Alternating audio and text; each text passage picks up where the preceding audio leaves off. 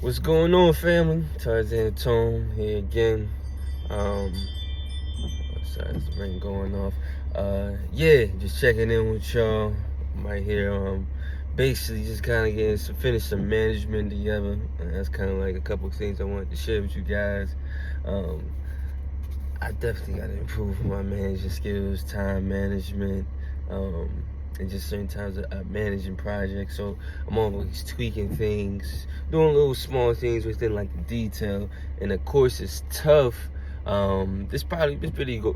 I don't know, lie, but I guess just a disclaimer is really going to be more geared towards people that's in the field, who actually is doing the work right now, that's hands-on. But because they're understanding in the case of each situation might be different from whatever project you're doing, with whatever skill set and within the trade that you do have.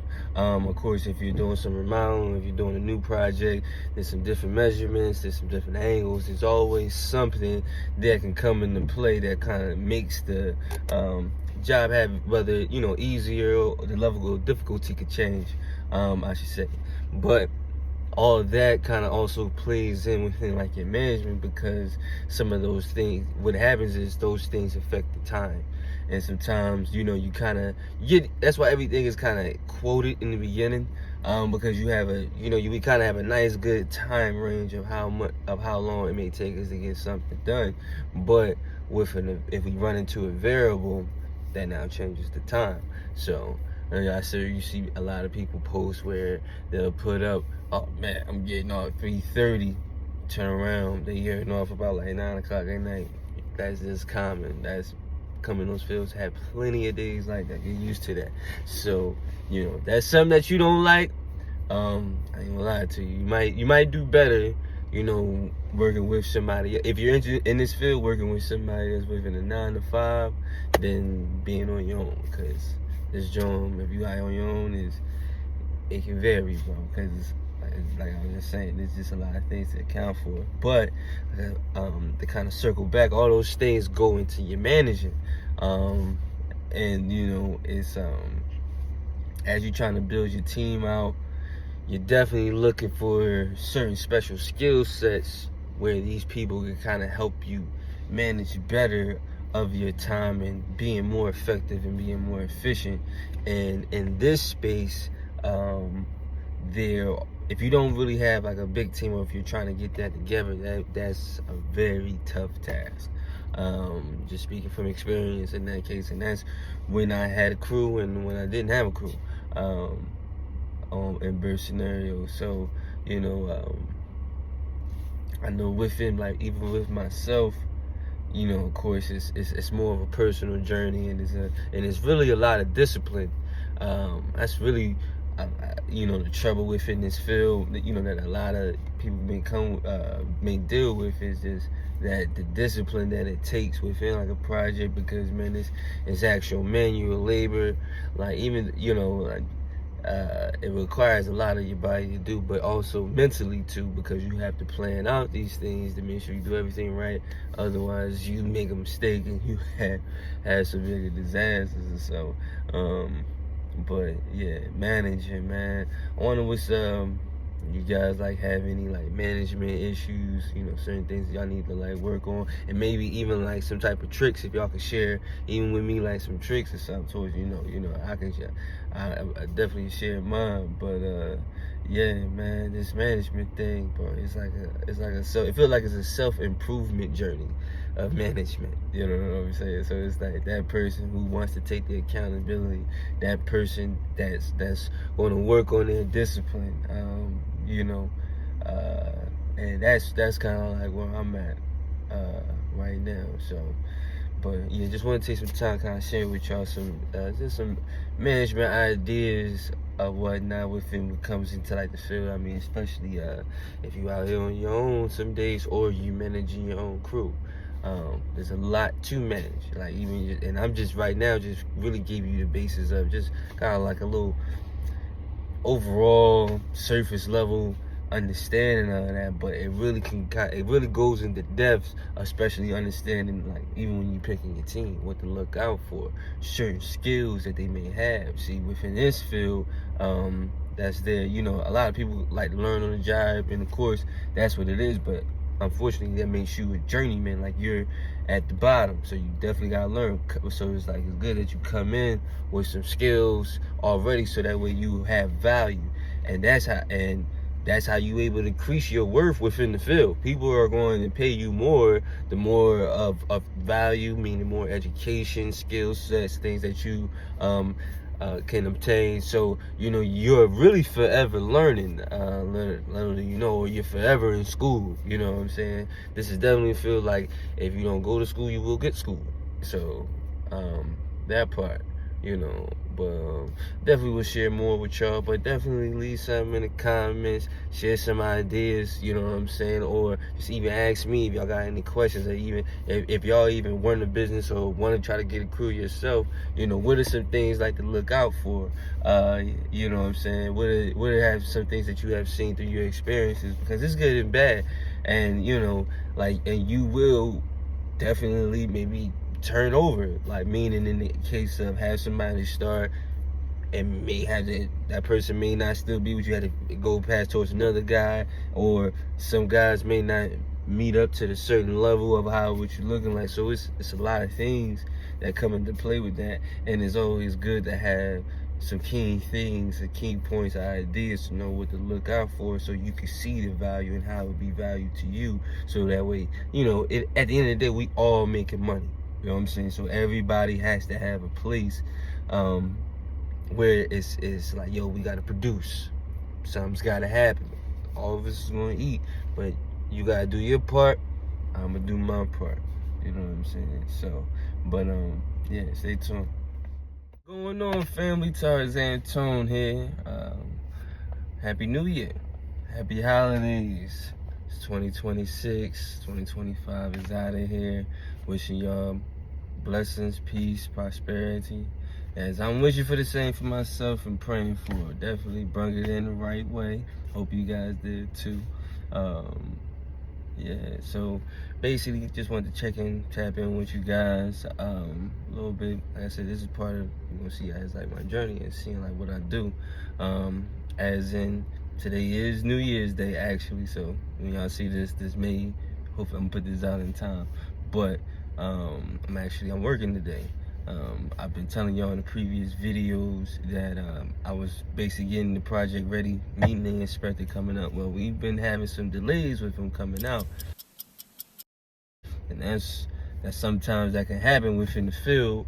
And then plus, of course, it's timing within like holidays and stuff like that. So it's a lot going on, and a lot of people may not be working as much as such. So, you know, you got to try to definitely schedule in the time and keep all that within consideration when you're doing your time management. As I was telling you in my other videos before about time management and how things and stuff happen. This has happened to be a variable that can happen. You have a situation where you have an inspector, you're getting ready for him to come out, trying to set a date, and they're not responding to you, or, you know, maybe there's a third party, you're kind of like, there's another party that's involved that has to be corresponded, going back and forth, and all of this could be within time that takes on the project. And then also, as if for the contractor wise or the actual guys that's doing the job, this takes up money, you know, too. I mean, because of course these days you're not working, or, you know, you're going to another project, so at the same time want to make sure, you know, you always got other stuff going on. You know, I know a lot of people may have a certain feeling about, hey, I got one contract, I want you to work at this job at this time, and, you know, that's cool, that's all fine and dandy, and some projects they're like that towards where, you know, it's permitted you to do that. Of course, certain big home projects and stuff, you know, you may have a certain particular focus you have, and then you kind of can manage it out through other project managers and stuff like that. But in the initial essence of business, nobody just, like, you know, keeps dealing with one client. You know, you gotta have multiple clients going on, because situations happen. It doesn't mean that, you know, we don't value the relationship, don't respect the relationship or anything else.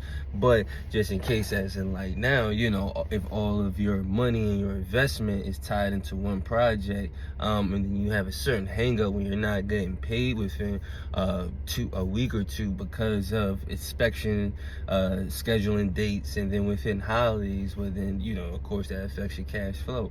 Now granted, you do want to have like a safety net or anything else, but in your daily operations, you know, nobody wants to run into these cash flow issues. You want to kind of keep these things keep moving and keep going. So, you know, this is another reality within like the field that you have to understand and take in consideration within the project of how you're doing it.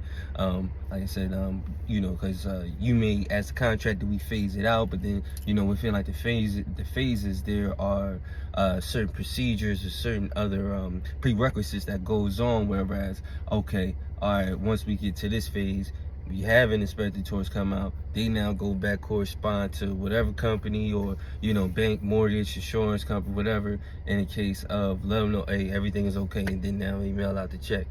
Or, you know, it's wire pay, as in, like I was saying before, any other like payments like that. So really, it's like, I'm telling you kind of like I'm sharing with you like the process, but also I want you to just take in consideration the time, as in, basically, as I'm speaking to the contractor aspect, look at the time into your project when you're gauging out how long it's going to take you to do these things, and maybe how long the project actually takes. You have to take these things into consideration, because these things hold you up, and man, they can lead to a can of worms. I've gotten better over the years, so like even like now, I'm kind of within the understanding, knowing, managing, like, all right, once I see it now.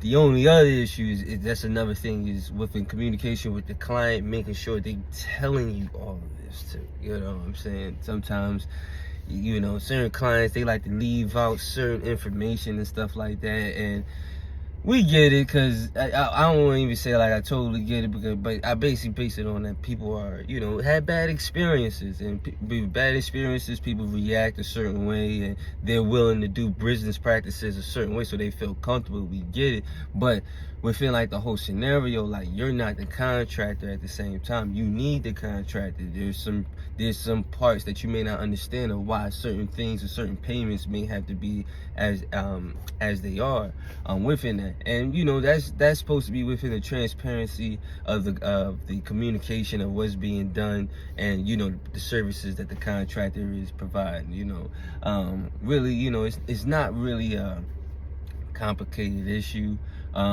or something that is you know, like why there's so many issues between the contractor and the client, where it's like tension, or you know, people are coming in with preconceived notions that they're going to get ripped off. Like, you know, really, you know, of course, like, this honesty is best policy, and it's like, it is what it is. Like, this is what I'm going to do, this is the price wise I have it. And then if you ask me why I charge, there is statistics out there, and there's data and information for how much the price is, what it is. And the price the price of the service could range. It could vary, you know, depending on who you're dealing with, and depending on the gravity of what's involved with what you have to do within that service. So, you know, not everything is all cut and dry, and what you hear, this, that, and the third. So, you know, you gotta definitely, hopefully, dealing with somebody who has done their due diligence and got their education, and be able to kind of break down these things and these nuances. Oh my God. What? Bro, what are you talking about, man? these things, like, you know what, you guys know what I mean. What he say? Help me out here. But these things, so that there's no miscommunication, there's no difficulties, no, like, you know what I'm saying, misunderstandings, you know what I'm saying. So, like, you know, these things happen. So it's like now. So basically, kind of like to circle all this back into the case, like, I'm working on New Year's, you know, awesome, you know, as an entrepreneur, you know, running your own business, of course you gotta keep everything going. Now, another tip for contractors, even works whatever in the field, always at least do a brief preview before the inspector come out. You know, double check all your stuff. You know, kind of like what they say, measure twice, cut once. Shout out the book of LB. But yeah, definitely do a pre-check before the inspector come out. That way, man, you want this process to go nice and smooth. You know, let them come in. Definitely be nice to them. You know, hey, how you doing, sir? Boom. But yo, let them do their job and stuff. But have jobs like clean,